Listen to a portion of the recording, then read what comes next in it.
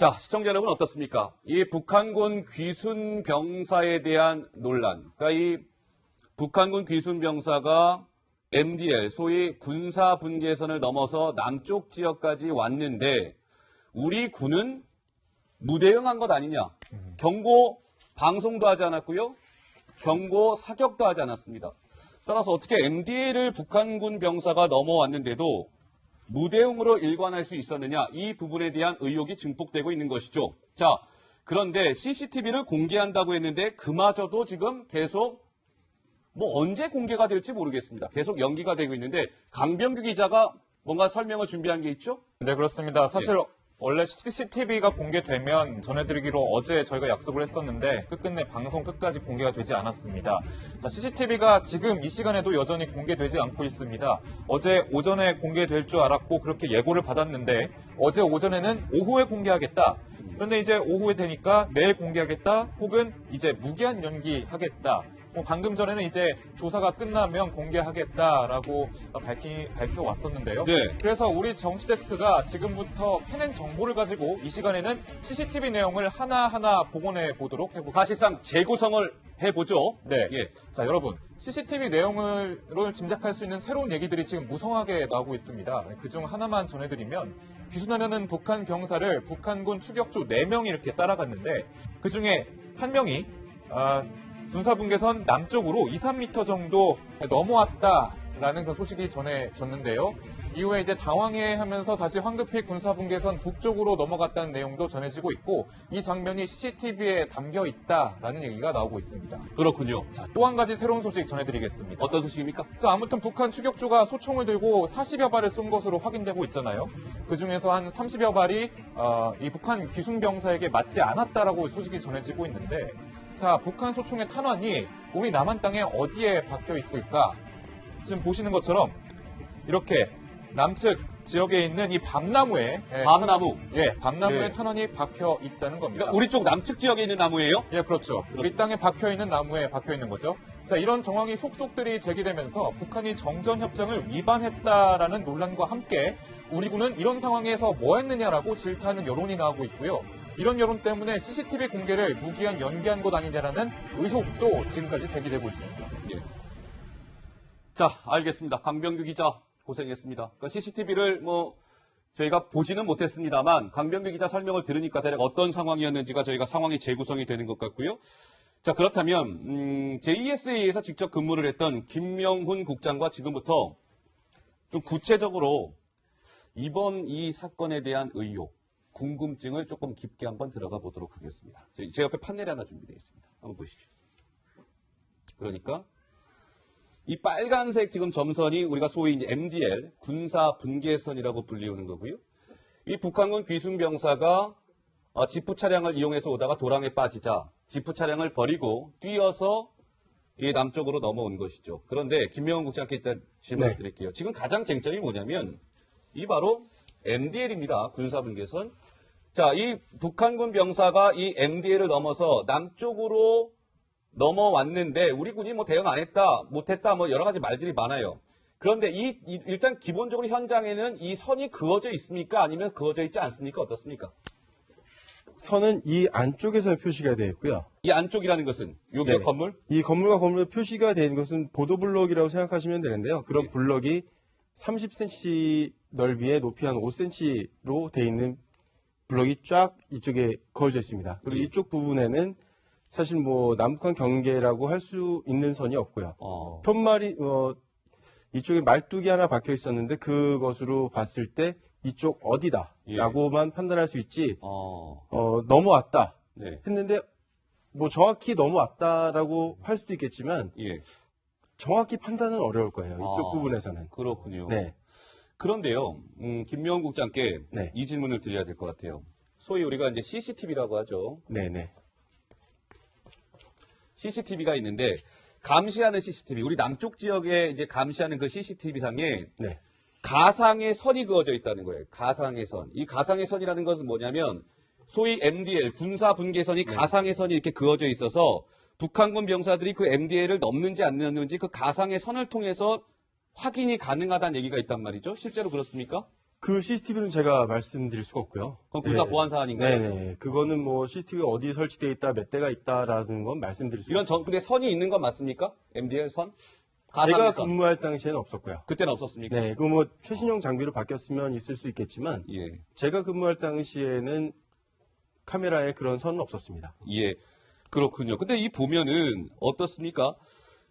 김영훈 국장께서 보시기에 이 북한군 귀순병사가 이 MDL을 넘는 장면을 우리 군이 어쨌든 발견을 하고 대응 사격을 했었어야 되는 거 아니냐라는 논란이 계속해서 불거지고 있는데 네. 이 상황상 김영훈 국장께서는 어떻게 판단하세요? 우리 군 대응이 좀 미숙했다고 보시는지요? 어떻습니까? 절대 그렇지 않다고 보고요. 절대 그렇지 않습니다. 네네.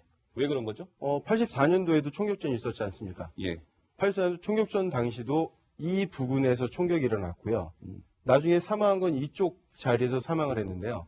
예. 네, 그 사망할 당시에 그 총격을 보면 북한군들이 그 추격을 해서 오다가 이 부분, 이 자유의 집 밑에 썬큰가든이라고 예전에 있었는데요. 네. 이 주변에서 사망을 하게 됩니다. 이 주변에서요. 네네, 이 주변에서 사망하게 되고, 뭐 이쪽 쭉 더 가서 이쪽에 그 헬기장이 하나 있는데요. 예. 이쪽 병사 한 명은 이쪽에 사망하게 됩니다. 어. 네.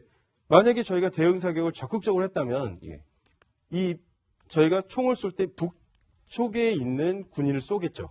이쪽 방향을 해서 쏘겠죠. 네, 이 방향으로 쏘겠죠. 그러면 이제 북측의 병사가 4명이 추격했다고 하는데, 예. 그럼 북측에 있는 병사를, 이 병사를 구하기 위해서 저희가 사격을 한다면, 북측에 있는 북한군한테 총을 쏘는 거죠. 예. 그렇게 되면. 아니, 비조준 사격을 할 수 있잖아요. 문재인 대통령도 네. 이야기하기를 북한군 병사한테 총을 쏘라는 얘기가 아니라 네. 비조준 사격이라도 했어야 되는 거 아니냐라고 대통령께서 직접 말씀을 하셨단 말이죠.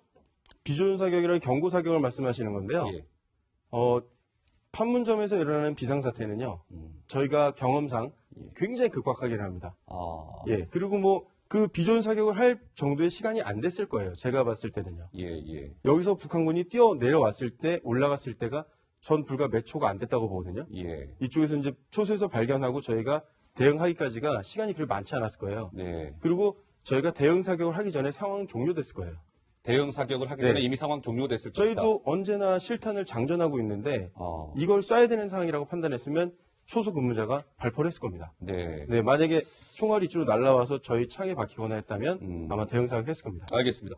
하여튼 지금 저희가 이 궁금증이 많아서요. 계속 좀 말씀을 살펴볼 텐데 강병규 기자. 네. 아까 강병규 기자 브리핑 중에 우리 남측 지역의 밤나무요? 네, 밤나무. 밤나무에 우리 그 북한이 쏜 총탄이 박혀 있는 게 확인이 됐다고 했잖아요. 네. 실제로 지금 그게 우리가 화면이 준비된 게 있을 텐데 그게 결정적 증거가 될 수 있다는 얘기가 나오는 거 아니겠습니까? 어떻습니까? 일단 기본적으로 일단 그 JSA 지금 보시는 것처럼 오른쪽이 바로 AK-47 북한이 가지고 있는 소총의 탄환이고요. 왼쪽에 이국종 교수가 이제 보여준 자료인데 귀순병사가 맞은 탄환이라고 보여준 브리핑 그 자료입니다. 예. 네, 모양이 좀 비슷해 보이긴 하는데 아직 구체적으로 어떤 기종인지는 알 수 없지만 여기서 좀 한 가지 더 증거가 추가가 된 거죠. 그러니까 우리 남한 쪽 밤나무에 탄환이 박혀 있는데 이 탄환이 과연 어떤 소총에 들어가는 탄환인지만 알면 혹은 어떤 권총에 들어가는 탄환인지만 알면 이 총의 그런 종류를 좀 알 수 있잖아요. 예. 근데 정전협정에 따르면은 일단 JSA 구역 내에서는 소총을 반입할 수 없도록 일단 돼 있는 소총을 거니까요. 휴대할 수 없게끔 돼 있죠. 네, 그렇죠. 예. 이것이 권총만 가지고 있게끔 돼 있죠. 권총. 예, 그렇죠. 경비공장은 권총만 가지고 있을 수 있게 돼 있기 때문에 이 협정을 좀 위반하는 것에 대해서 항의를 할 수 있는 책임을 물을 수 있는 차원에서의 증거가 될 수 있는 거니까 예. 과연 이게 어떤 총에 들어가는 총알인지 좀 더 지켜봐야 될 것 같습니다. 노은지 기자가 지금 뭐 또 판넬 하나 준비하고 있는 게 있는데 그건 뭡니까? 노은지 기자? 이게 합참에서 공개한 JSA 구역의 어떤 항공 사진인데요. 합동참모본부에서 네, 예. 보시면 뭐 판문점이 있고 이제 선도 그어져 있는 걸 보실 수가 있을 텐데 저는 좀 여쭤보고 싶은 게 이번에 귀순병사가 발견됐을 때도 낙엽에 가려져 있어서 잘 보이지 않았다 뭐 이런 얘기들이 있었잖아요. 예. 근데 실제로 합참이 공개한 지금 현재 항공 사진을 보면 나무가 상당히 울창하게 우거져 나무가 많이 있어가지고, 네. 만약에 이런 식의 숲풀 쪽으로 들어온다고 하면 왜 몰래 북한군들이 들어올 수도 있을 것 같은데, 보기에 어떠세요, 지금? 사실 이쪽이 약간 취약부이긴 했습니다. 저희가 군 생활할 당시에 이쪽에는 도토리나무가 많았죠. 도토리나무. 네, 밤나무보다 도토리나무가 굉장히 많았고요. 이쪽에서 저희가 만약에 이 구역을 그래서 이제 야간에는 저희가 굉장히 이쪽에다 포커스를 두고 있거든요. 예. 지금 뭐 취약 부위가 한두 군데 있지만 뭐 그거는 뭐 다 말씀드릴 수는 없고요. 예. 그래서 뭐 북한군이 이 뒤에 요쪽에 많이 숨어 있었거든요. 아, 여기, 그래요? 예, 요 부분에 많이 숨어 있었죠. 근무 당시에 저희가 이 도로를 통해서 지나가다 보면 요 근처에서 숨어서 저희한테 말을 걸곤 했던 자리가 그 근처쯤 됩니다. 이쪽에서요. 어디 자리요? 네, 요 끝부분, 이 건물의 끝부분 정도요. 아. 말을 네네, 겁니까? 이제 그쪽이 뭐라고 말을 걸어요, 보통? 그러니까 어제 말씀드린 대로 아, 그냥 일상적인 일상적인 대화고요. 대화. 네, 뭐 여자친구냐, 뭐 그렇죠. 이런 그 대화요. 정도고 이제 저희가 이제 반응을 거의 안 하니까 예. 뭐 거의 안 하니까 그냥 지나가 버리고 말죠. 자, 시청자 여러분, 이 부분은 좀 짚어야 될 것 같습니다. 판넬로 좀 다시 한번 와봐 주시죠. 보면 보통의 지금 모든 우리가 뉴스를 전하는 데 있어서 이 지역 말이죠. 그러니까 북한군 병사가 이렇게 지프 차량을 타고 버리고 뛰어와서 여기서 이제 총탄에 사망을 하지 않았, 아니, 사망을 한 게 아니라 총탄을 이제 사격을 그렇죠. 받지 않았습니까? 네. 그런데 이제 이렇게 보면 이게 다 평지 같게끔 다 지금 인식을 하고 있단 말이에요. 이게 네. 다 평지인 줄 아는데 네네. 실제로 여기가 평지가 아니라면서요. 예, 평지가 아니고요. 지형이 어떻습니까? 지형은 남쪽부터 해서 북쪽으로 점점 높아집니다. 점점 높아지는 겁니까? 네, 그리고 이 초소와 북한 초소가 거의 비슷한 레벨에 있으니까 북한 초소가 높습니다. 아, 그 밑에 단이 높아서 더 높여놨습니다. 예. 그러니까 모든 남측 지형보다 북측 지형이 다 높습니다. 예. 네, 그렇게 보시면 되고요. 예. 여기서 한번 살짝 언덕이 지고 한 번 더 집니다. 어허. 네. 그리고 나서 음. 이제 이 부분쯤에서 다시 한번 언덕이 생깁니다. 그러면요. 네. 요 지금 초소 있잖아요. 예, 북한군 초소. 예. 요 위에서도 지금 사격을 했을 가능성이 있습니까? 요 위에서? 초소에서? 초소에서 지금 한 40여 발 정도 쏜 걸로 돼 있지 않습니까? 뭐 40여 발 쏘는 게 불과 뭐 진짜 1, 2초 정도밖에 안 걸리는 시간인데 아, 뭐 다 연발로 사격을 해보시면 알겠지만 예. 연발 사격했을 경우에 한 번 살짝 당기면 한 6발 정도가 나갑니다. 그렇군요. 네. 그럼 만약에 이제 북한군이 점사를 하지 않고 연발로 쐈다 그러면 진짜 한 2초? 그 2초. 정도? 예, 2초, 1, 2초 정도 될 것 같아요. 예. 4명이서 뭐 40발을 총 쏜 거니까 그렇다고 하면 뭐 불과 1, 2초 사이지 않을까 싶습니다. 알겠습니다. 그런데 사실 저는 JSA 이번 이 사건을 준비하면서 포섭조, 네. 그러니까 북한군이 포섭조를 운영하고 있다는 예. 소식을 저는 사실 몰랐는데 처음 들었어요. 실제로 그 포섭조라는 게 어떤 거예요?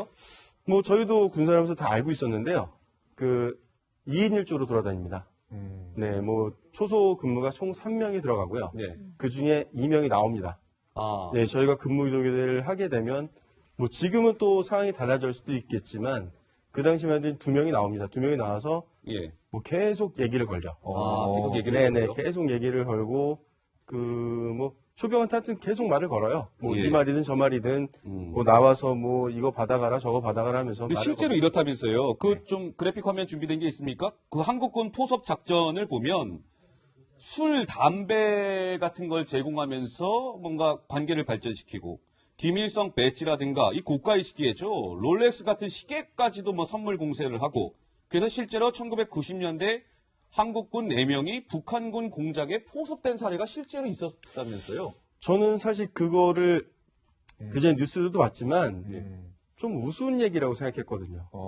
저희 그 후배들이든 선배들이든 물론 있을 수 있습니다. 네. 접촉을 한 그 병사가 있을 수는 있지만 포섭이 돼서 무언가를 한다? 이런 건 정말 있을 수 없거든요. 그럼 이게 잘못된 뉴스입니까? 그러니까 저는 그 뉴스를 봐서 포섭이 됐다고 그 귀순한 병사가 증언한 거잖아요. 예, 예. 그걸 보면서 그들한테는 포섭이 됐다고 생각할 수 있겠지만 저는 확고하게 말씀드릴 수 있어요. 우리 측 병사가 진짜 그 공작에 포섭이 돼서 무언가를 했다. 그리고 무언가 갈등을 했다라는 건 없습니다. 절대. 절대 그런 건 없어요. 네네. 그런데 노은지 기자 반대로 말이죠. 그러니까 북한군이 우리 군을 이제 포섭을 하려다가 근데 반대로 귀순한 사례도 있다면서요. 네, 그렇죠. 1998년에 판문점을 통해서 귀순한 그 북한군 변용관 상위, 우리 군으로 봤을 때는 대위에 해당을 하는데요. 변용관 상위의 신문 내용을 좀 소개를 해드리겠습니다. 1997년 7월에 한국 측 모 일병에게 대면 접촉을 요구를 해서 일단 분계선 상에서 뭐 한 번 한 5분 정도 접촉을 한 적이 있었다고 하는데 뭐 말씀하셨다시피 다가와서 말은 건다고 했으니까 네. 그런 정도가 아니었을까 싶고요. 예. 그리고 그 이후에도 뭐 또 다른 일병에게는 진정한 친구가 되자라고 제안을 했다가 거절당했다. 그리고 또 다른 C 일병에게 접촉해서 북극성 담배 한 갑을 제공했다. 이런 얘기를 했고요. 예. 변용관 상위의 어떤 또 진술에 의하면은 실제로 북한에서는 공작조를 운영을 하고 있는데 한국군 포섭 대상을 한 42명 정도 그래요? 두고 계속해서 접촉을 시도했다. 이런 식의 진술을 한 적도 있었습니다. 근데 김명훈 국장께서 네. 이제 95년, 96년 이렇게 네. JSA에서 근무를 하셨습니다. 근데 94년도에 김일성이 사망을 하죠. 그렇죠? 94년에 김일성이 사망을 하고 이제 김정일 시대가 열린 거죠. 95년도에 네네. 근무하실 때 그때 JS 상황이 김일성 시대가 가고 김정일 시대가 들어왔는데 JSA에서도 뭔가 체감되는 게 있었다면서요, 실제로 그렇습니까? 뭐 이제 보통 저도 한번 그런 적이 있었는데요. 네. 화가 나서 예, 김일성을 욕한 적이 있죠. 그냥. 네. 그리고 김정은도 욕을 했었는데 네. 김일성 욕했을 때는 아주 극렬한 반응을 보였고 네. 뭐 김정일 욕했을 때는 그렇게 뭐 큰 반응은 보이지 않았어요. 김명훈 국장께서 북한군 병사한테 김정일 욕을 했어요? 네, 이제 뭐 예를 들면 사실 어떻게 뭐라 그럽니까? 뭐 방송 용어 하여튼 말씀은 못 예, 드리고요. 예, 예. 그러니까 이제 뭐 계속 지속적으로 이런 이제 인신공격도 하거든요. 반응을 하게 하려고. 저도 뭐 그때 정말 욱하는 심정에 예, 욕을 했었는데 예. 뭐 둘 반응을 보니까 뭐 김정일한테는 그렇게 아니구나라는 생각이 들었죠. 네. 그러니까 뭔가 충성심이 김일성에 네네. 비해서는 현저히 떨어진다. 그렇죠. 이걸 느끼고 김일성은 정말 뭐 자신들의 아버지처럼 생각을 하고요. 예. 김정일에 대해서는 뭐 그렇게 생각하는 것 같지는 않아요. 음. 그러니까 항상 저한테 말을 걸 때도 뭐 항상 김일성을 말하지 김정일을 말하진 않았거든요. 저 그 포섭조 하니까 저도 이제 사전에 통화를 하셨잖아요. 예, 예. 제가 정말 많은 걸 궁금해해서 이제 네. 늦게까지 통화를 했었는데 그 얘기 좀 설명해 주세요. 연예인 김희선 씨와 관련된 아. 저도 포섭조 김희선 씨요? 관련해서 무슨 얘기입니까? 그 당시에 이제 JSA 카투사 신문이라는 게 왔었거든요. 근데 뭐 저희가 소속이 카투사는 아니지만 이제 카투사 신문을 받아요. 그럼 이제 그 신문의 그 당시 특집이 김희선이었거든요. 그래서 저도 하도 이뻐서 이제 오려놨었죠. 지갑에 넣고. 그렇죠. 근데 하도 이제 보여달라고 하니까 네. 이제 이렇게 김희선 사진을 보여줬더니 아 정말 이쁘다. 넌 좋겠다. 막 이렇게 얘기한 적이 있어요. 여자친구라고 소개했다고 그런 얘기 네, 여자친구라고 소개. 아니, 김명훈 국장의 여자친구라고 소개했어요. 여자친구 사진을 보여달라고 하니까 예, 저도 예. 이제 그냥 지나가면서 지갑에서 이렇게 사진을 보여주고 지나갔죠. 네. 자, 김명훈 국장 한번 옛날 생각 한번 해보실까요? 그 김명훈 국장 그 복무 시절 사진 혹시 준비되어 있는 거 있습니까? 한번 보여주시죠. 자, 이게 이제 김명훈 국장께서 실제로 이제 JSA 근무하던 당시에 사진을 저희가 좀 몇 장 받았습니다. 저 어떤 옛날 생각, 저 좌측에서 세 번째 서 있는 예, 맞습니다. 이 김 네. 국장 같은데요? 네, 지금 나오는 사진 저희 선배님 사진이고요. 아. 옛날에 이제 90년대 전까지 미군하고 동수로 근무했을 때, 예. 그 당시 사진이고, 이제 요 사진은 이제 저희 훈련 마치고 들어와서 잠깐 찍은 사진이고요. 예. 네. 그렇군요.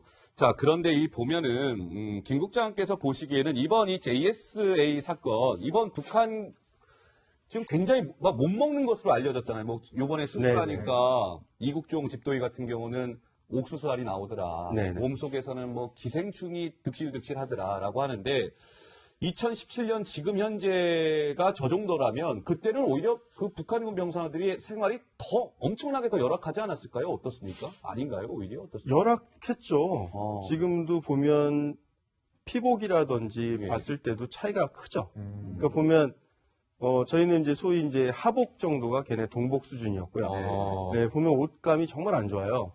그러니까 저희는 뭐 이렇게 아주 기자님 가까운 곳에서 이렇게 이 정도 거리에서 보잖아요. 예. 그럼 피복을 보면 정말 저 옷을 어떻게 입고 겨울을 나나 싶을 정도로 예, 그 굉장히 안 좋습니다. 근데 김 국장 지금 조카분도 JSA 근무하고 있다는 거 맞습니까? 예, 조카가 JSA 근무 중이에요. 제가 지금? 군대 가던 해에 그 아이가 나왔는데 이제 뭐 어떻게 착출하다 보니까 예. 거기 있는 걸 제가 알게 됐습니다.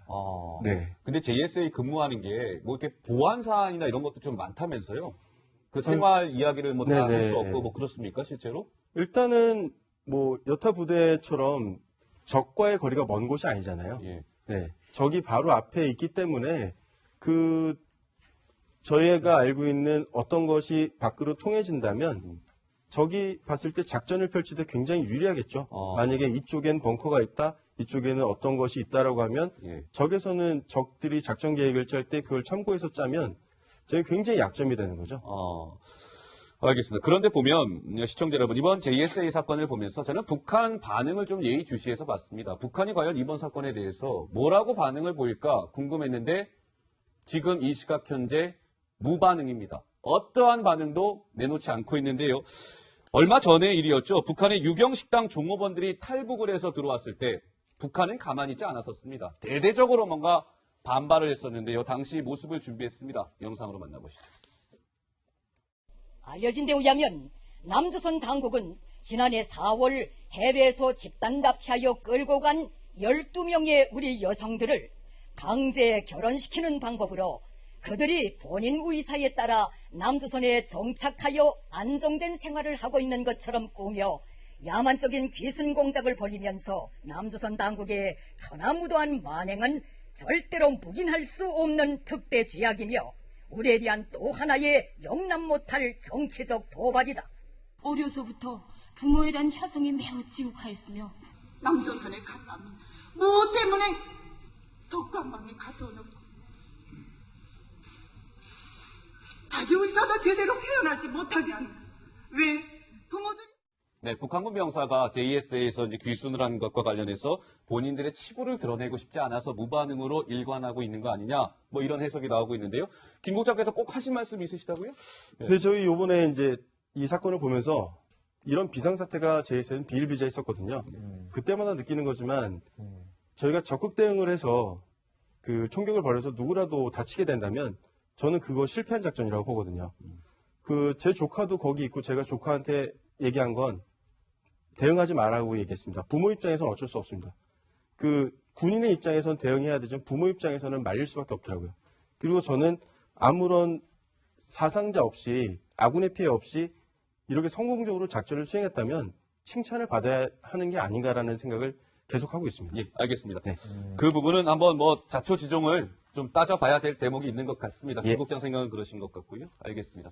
저희가 JSA 사건까지 다양한 뉴스를 살펴봤는데요. 저는 잠시 후 60초, 1분 후에 다시 돌아오도록 하겠습니다. 북한 경계라고 할 수 있는 선이 없고요. 어, 편말이 이쪽에 말뚝이 하나 박혀 있었는데 그것으로 봤을 때 이쪽 어디다라고만 판단할 수 있지 넘어왔다 네, 했는데 뭐 정확히 넘어왔다라고 할 수도 있겠지만 예, 정확히 판단은 어려울 거예요. 이쪽 아. 부분에서는. 그렇군요. 네.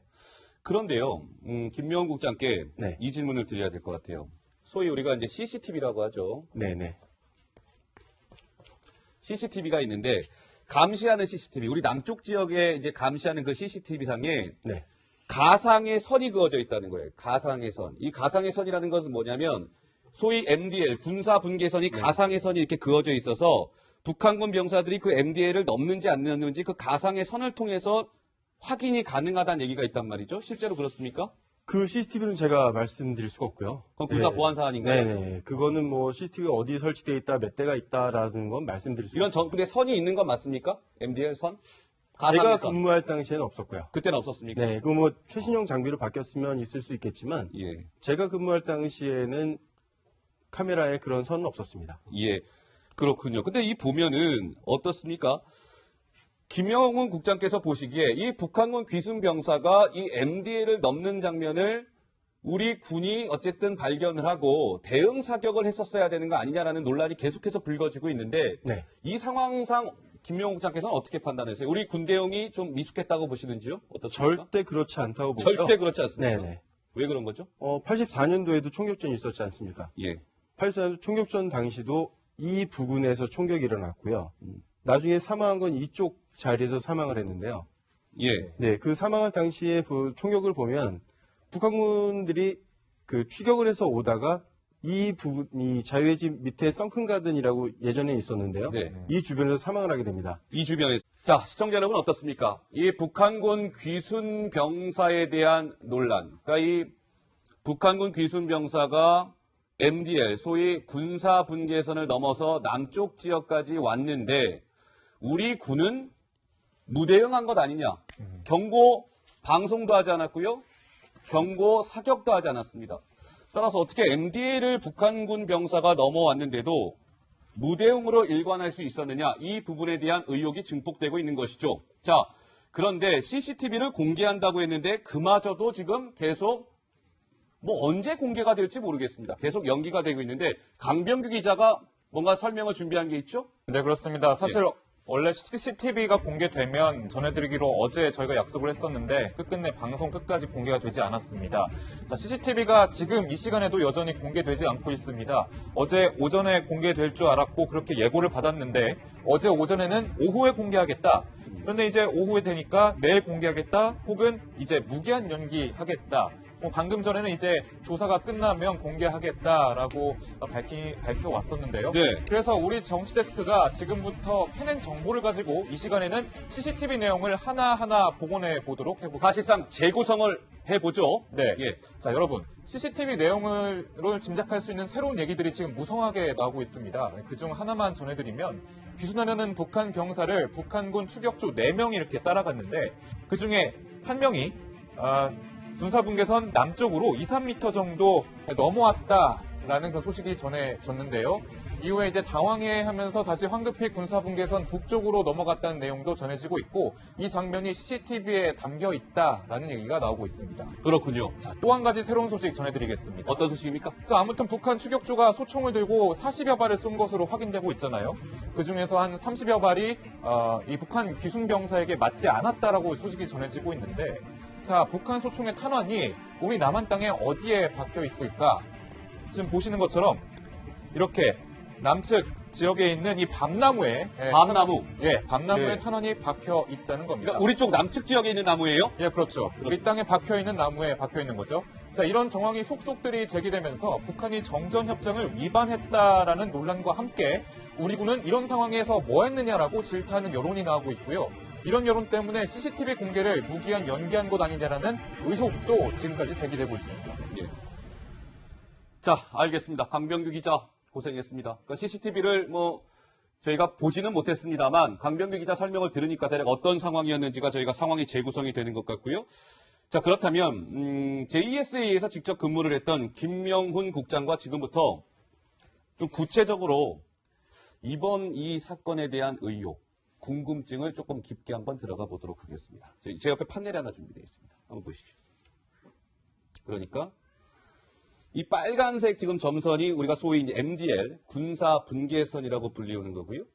이 북한군 귀순병사가 지프 차량을 이용해서 오다가 도랑에 빠지자 지프 차량을 버리고 뛰어서 이 남쪽으로 넘어온 것이죠. 그런데 김명훈 국장께 일단 질문을 드릴게요. 지금 가장 쟁점이 뭐냐면 이 바로 MDL입니다. 군사 분계선. 자, 이 북한군 병사가 이 MDL을 넘어서 남쪽으로 넘어왔는데 우리 군이 대응 안 했다, 못했다, 여러 가지 말들이 많아요. 그런데 일단 기본적으로 현장에는 이 선이 그어져 있습니까? 아니면 그어져 있지 않습니까? 어떻습니까? 선은 이 안쪽에서 표시가 되어 있고요. 이 안쪽이라는 것은 여기요, 네. 건물? 이 건물과 건물 표시가 된 것은 보도블럭이라고 생각하시면 되는데요. 그런 네. 블럭이 30cm 넓이에 높이 한 5cm로 되어 있는 블럭이 쫙 이쪽에 그어져 있습니다. 그리고 네. 이쪽 부분에는 사실 있어요? 이 주변을 사망하게 되고 이쪽 쭉 더 가서 이쪽에 그 헬기장이 하나 있는데요. 예. 이쪽 병사 한 명은 이쪽에 사망하게 됩니다. 네. 만약에 저희가 대응 사격을 적극적으로 했다면 예. 저희가 총을 쏠 때 북쪽에 있는 군인을 쏘겠죠. 이쪽 방향을 해서 쏘겠죠. 네, 이 방향으로 쏘겠죠. 그러면 북측의 병사가 4명이 추격했다고 하는데, 예. 그럼 북측에 있는 병사를, 이 병사를 구하기 위해서 저희가 사격을 한다면, 북측에 있는 북한군한테 총을 쏘는 거죠. 예. 그렇게 되면. 아니, 비조준 사격을 할 수 있잖아요. 문재인 대통령도 네. 이야기하기를 북한군 병사한테 총을 쏘라는 얘기가 아니라 네. 비조준 사격이라도 했어야 되는 거 아니냐라고 대통령께서 직접 말씀을 하셨단 말이죠. 비조준 사격이라는 경고 사격을 말씀하시는 건데요. 예. 판문점에서 일어나는 비상사태는요, 저희가 경험상 굉장히 급박하게 합니다. 예. 그리고 그 비조준 사격을 할 정도의 시간이 안 됐을 거예요. 제가 봤을 때는요. 예. 여기서 북한군이 뛰어 내려왔을 때, 올라갔을 때가 전 불과 몇 초가 안 됐다고 보거든요. 예. 이쪽에서 이제 초소에서 발견하고 저희가 대응하기까지가 시간이 그리 많지 않았을 거예요. 네. 그리고 저희가 대응 사격을 하기 전에 상황은 종료됐을 거예요. 대응 사격을 하기 네. 전에 이미 상황 종료됐을 것이다. 저희도 언제나 실탄을 장전하고 있는데 아. 이걸 쏴야 되는 상황이라고 판단했으면 초소 근무자가 발포를 했을 겁니다. 네. 네, 만약에 총알이 이쪽으로 날아와서 저희 창에 박히거나 했다면 아마 대응 사격 했을 겁니다. 알겠습니다. 하여튼 지금 저희가 이 궁금증이 많아서요. 계속 좀 말씀을 살펴볼 텐데 강병규 기자. 네. 아까 강병규 기자 브리핑 중에 우리 남측 지역의 밤나무요? 네, 밤나무. 밤나무에 우리 그 북한이 쏜 총탄이 박혀 있는 게 확인이 됐다고 했잖아요. 네. 실제로 지금 그게 우리가 화면이 준비된 게 있을 텐데 그게 결정적 증거가 될 수 있다는 얘기가 나오는 거 아니겠습니까? 어떻습니까? 일단 기본적으로 일단 그 JSA 지금 보시는 것처럼 오른쪽이 바로 AK-47 북한이 가지고 있는 소총의 탄환이고요. 왼쪽에 이국종 교수가 이제 보여준 자료인데 귀순병사가 이 맞은 탄환이라고 보여준 브리핑 그 자료입니다. 예. 네, 모양이 좀 비슷해 보이긴 하는데 아직 구체적으로 어떤 기종인지는 알 수 없지만 여기서 좀 한 가지 더 증거가 추가가 된 거죠. 그러니까 우리 남한 쪽 밤나무에 탄환이 박혀 있는데 이 탄환이 과연 어떤 소총에 들어가는 탄환인지만 알면 혹은 어떤 권총에 들어가는 탄환인지만 알면 이 총의 그런 종류를 좀 알 수 있잖아요. 예. 근데 정전협정에 따르면은 일단 JSA 구역 내에서는 소총을 반입할 수 없도록 일단 돼 있는 소총을 거니까요. 휴대할 수 없게끔 돼 있죠. 네, 그렇죠. 예. 이것이- 권총만 가지고 있게끔 돼 있죠. 권총. 예, 그렇죠. 경비공장은 권총만 가지고 있을 수 있게 돼 있기 때문에 이 협정을 좀 위반한 것에 대해서 항의를 할 수 있는 책임을 물을 수 있는 차원에서의 증거가 될 수 있는 거니까 예. 과연 이게 어떤 총에 들어가는 총알인지 좀 더 지켜봐야 될 것 같습니다. 노은지 기자가 지금 뭐 또 판넬 하나 준비하고 있는 게 있는데 그건 뭡니까? 노은지 기자? 이게 합참에서 공개한 JSA 구역의 어떤 항공 사진인데요. 합동참모본부에서. 네, 예. 그러니까 보시면 뭐 판문점이 있고 이제 선도 그어져 있는 걸 보실 수가 있을 텐데 저는 좀 여쭤보고 싶은 게 이번에 귀순병사가 발견됐을 때도 낙엽에 가려져 있어서 잘 보이지 않았다 뭐 이런 얘기들이 있었잖아요. 예. 근데 실제로 합참이 공개한 지금 현재 항공 사진을 보면 나무가 상당히 울창하게 우거져 나무가 많이 있어가지고, 네. 만약에 이런 식의 숲풀 쪽으로 들어온다고 하면 그게 몰래 북한군들이 들어올 수도 있을 것 같은데, 보기에 어떠세요, 지금? 사실 이쪽이 약간 취약 부이긴 했습니다. 저희가 군 생활할 당시에 이쪽에는 도토리 나무가 많았죠. 도토리 나무. 네, 밤나무보다 도토리 나무가 굉장히 많았고요. 이쪽에서 저희가 만약에 이 구역을 그래서 이제 야간에는 저희가 굉장히 이쪽에다 포커스를 두고 있거든요. 예. 지금 뭐 취약 부위가 한두 군데 있지만 뭐 그거는 뭐 다 말씀드릴 수는 없고요. 예. 그래서 뭐 북한군이 이 뒤에 요쪽에 많이 숨어 있었거든요. 아, 여기, 그래요? 예, 요 부분에 많이 숨어 있었죠. 근무 당시에 저희가 이 도로를 통해서 지나가다 보면 요 근처에서 숨어서 저희한테 말을 걸곤 했던 자리가 그 근처쯤 됩니다. 이쪽에서요? 어디 자리요? 네, 요 끝부분, 이 건물의